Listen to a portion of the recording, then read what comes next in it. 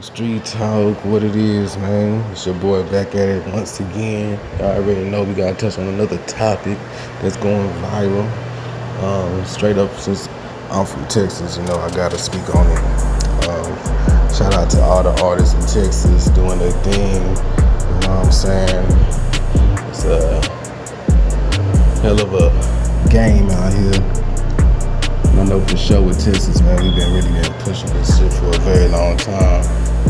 Trying to get the state back to the top where we feel as if it belongs, you know what I'm saying? But anyways, I just want to jump in on this topic because everybody speaking on it nowadays. Getting into it with the boy Mexican OT. Mexican OT made a statement about saying that word nigga. Feels as if he's able to say that word, use that word due to his background, due to him being a Mexican. One thing for sure I can say, being in Texas, coming up, Mexicans and blacks are very close. But take it back to some time, man. Me personally, I grew up in Austin, Texas, and I'm from the north side, so we very heavily populated with the Latino community. Me growing up, I went to nothing but school with Mexicans, and I was cool with nothing but Mexicans. I had a lot of black friends that I was cool with in high school. They stopped really kicking it with me because I was heavy in gangs and shit with Mexicans, so they feel as if I chose Mexicans over my own people. I ain't gonna lie, for a pointed period of my life, I probably did. But I want to be honest with y'all, you know what I'm saying? Like, even me being a part of a Mexican clique, a gang, whatever you want to call it, coming up when I was a youngster, it was certain things that I realized that, Mexicans are racist. But at the end of the day, who ain't racist in America? I mean, we grew up. This is in our blood. This is what it is. It's being a stereotype to other cultures is racism itself. So when you want to say anything about racism, or if you want to ask yourself if you're racist, you gotta ask yourself, do you stereotype other people? Which I believe majority of us in America stereotype down to everybody, even your own cousins. You know what I'm saying? You could be racist towards skin color, you can be racist towards financial, you can be racist towards whatever. You know what I'm saying? Racism is racism. It's not like an individual due to something. You know what I'm saying? It could be the skin color, it could be the way they dress, or whatever, man. But I grew up with Mexicans, I was in a gang and shit. The gang that I was in, some of them quit being in the gang because I was the black guy. I was the only black guy, honestly, in that little clique of that gang at the time. And I seen the racism, you know what I'm saying, firsthand on my end, felt a certain type of way going to school and shit. We was all sat at the same table, eat together, big clique. And once one guy felt as if he didn't want me to be one of the top niggas in the clique because I was black, they separated the clique, like temptation shit. You know what I'm saying? They separated, and it is what it is, man. But the word nigga, sitting there going to being in school when Mexicans and blacks wasn't really clicked up like that in Texas. We wasn't always clicked up and tight like that, you know what I'm saying? I can't speak for Houston or Dallas. One thing I can do is speak for Austin, and shit. Some of the things I seen growing up, going to Burning Middle School and shit like that, you know what I'm saying? There was times when Mexicans and blacks wasn't really kicking like that. We down there had a Mexican and black war going on in middle school at Burning, you know what I'm saying? There's some shit going on. I was in 6th grade, so it was a little bit I was a little bit young, at that time, but I felt the effect, down there war going on between blacks and Mexicans in Austin, Texas, early 2000. And, we remember Mexicans, you had your different Mexicans though, but, the Mexicans ain't really start coming in until, I say the 2000s, when you start seeing more of the Mexicans. Before then, you had the lowrider Mexicans, you know what I'm saying? And that's what I was used to, the lowrider Mexicans, you know what I'm saying? The graffiti, the lowriders, you know what I'm saying? All that shit, you know what I'm saying? So, wearing the high socks with the shorts, you know what I'm saying? The lowrider shirts and shit like that, that was the Mexicans that I grew up knowing. And the word nigga was most definitely not in the vocabulary. It was, Holmes, Vato, essay, you know what I'm saying? Shit like that was the slang words they used for greeting each other. It was never the word nigga.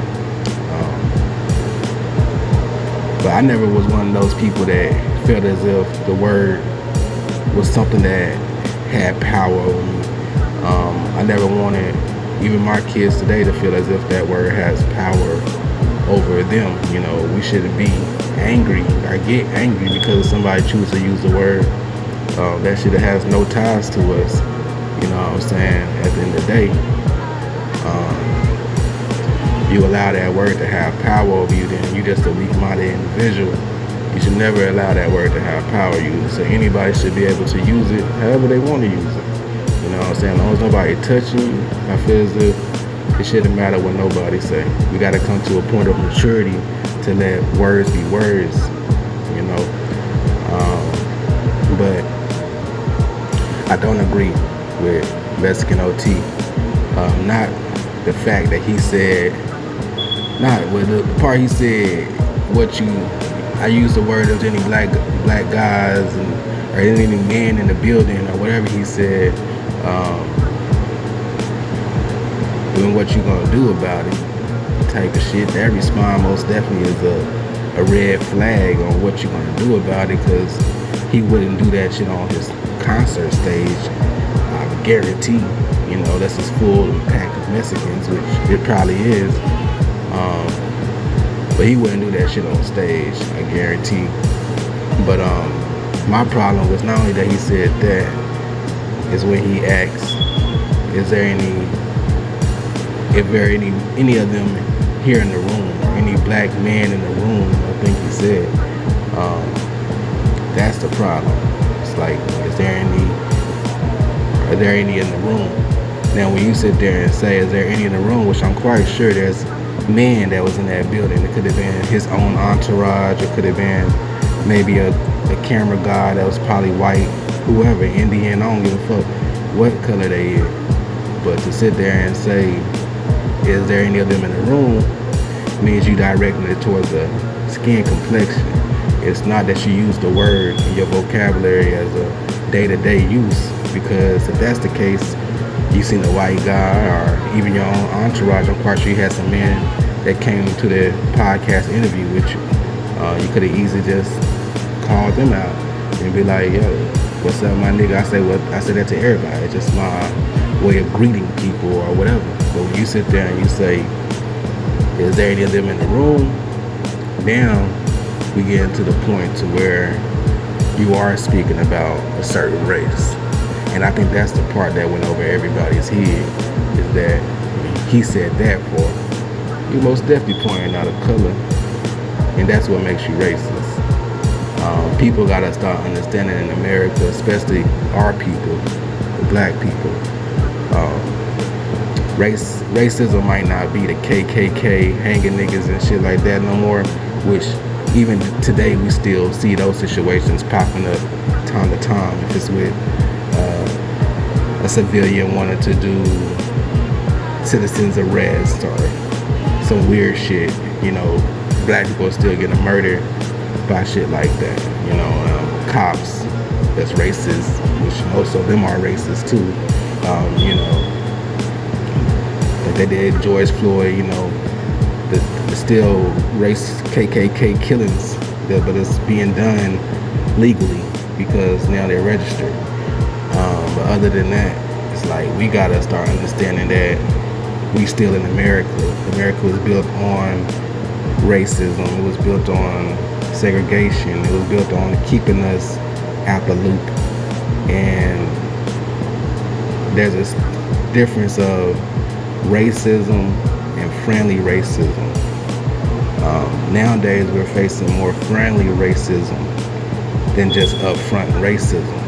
You know, some people get surprised when they get that old school upfront racism because it doesn't happen that normally. You get the friendly racism when you go to the grocery stores and you see the white people smiling at you and, you know, out of nowhere, or looking at your kids and treating like they're still for sale, and, you know, shit like that. That's what you call the friendly racism. But you gotta understand the difference, man. It's not people cool with you and they love you. It's friendly racism. And it's still heavy shit throughout, you know, especially in Texas.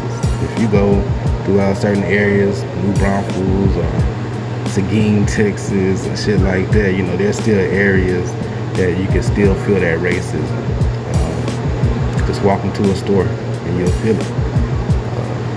Cotton Patch is a restaurant. We damn near everybody in the United States know that that's a most definitely white-only restaurant, but it's friendly racism. So go eat if you want to. Back to Mexicanot, though.